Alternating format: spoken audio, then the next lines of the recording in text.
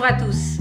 Nous nous retrouvons encore une fois sur le blog du cabinet Landau pour évoquer la passation de vos contrats dans le contexte actuel.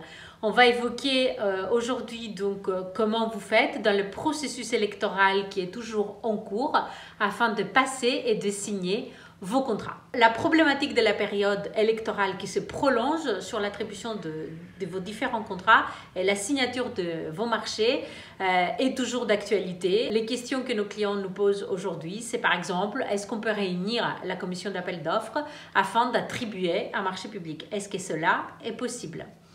Alors, la crise sanitaire, comme vous le savez, n'a pas permis le déroulement normal du second tour des élections municipales. Ainsi, la loi d'urgence du 23 mars dernier a prolongé le mandat des élus sortants, de tous les élus. La théorie des affaires courantes empêche les personnes titulaires d'un mandat de prendre des décisions autres que celles qui concernent le fonctionnement courant ou les décisions qui sont nécessaires à la continuité du service public alors qu'ils sont vraiment en fin de mandat ou démissionnaires.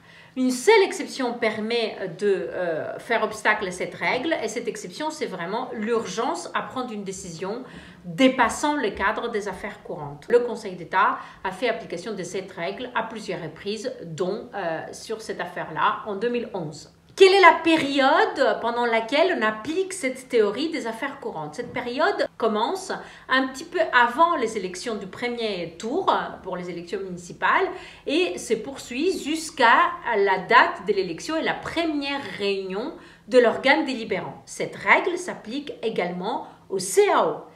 Et la jurisprudence a considéré que pendant cette période, par exemple, on ne pouvait pas signer un marché de génie civil relatif à la conception et à la construction d'un centre de valorisation énergétique et non plus un marché portant sur la construction de 14 logements. Donc on voit bien que des marchés très importants ne peuvent pas être signés et attribués pendant cette période-là.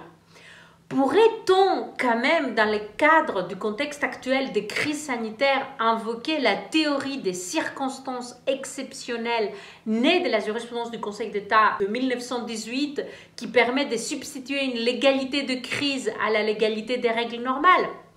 Rien n'est moins sûr. Cette théorie exige la réunion de plusieurs conditions. C'est pourquoi je pense que c'est compliqué et c'est pourquoi aujourd'hui, nous ne savons pas si les juges va l'appliquer dans le cadre de la crise que nous sommes en train de vivre. Nous vous recommandons donc d'essayer au maximum d'éviter la passation de vos marchés très importants pendant cette période. Ce qui peut attendre, ça serait vraiment mieux d'attendre après le deuxième tour des élections municipales. D'éviter l'intervention de la CAO bien sûr et des assemblées délibérantes, de prolonger la durée des contrats actuels puisque l'ordonnance du 25 mars dernier vous le permet, l'ordonnance qui a été prise en urgence pour la passation des contrats publics vous permet de prolonger vos contrats actuels. Donc, utilisez cette possibilité de prolonger vos contrats actuels ou alors, en dernier recours, vous pouvez aussi faire appel à des centrales d'achat afin de s'en sortir. J'espère que tout cela a été utile pour vous et je vous retrouve pour une nouvelle vidéo, cette fois-ci pour parler d'autres conséquences que a la crise actuelle sur vos contrats. Merci beaucoup, à bientôt!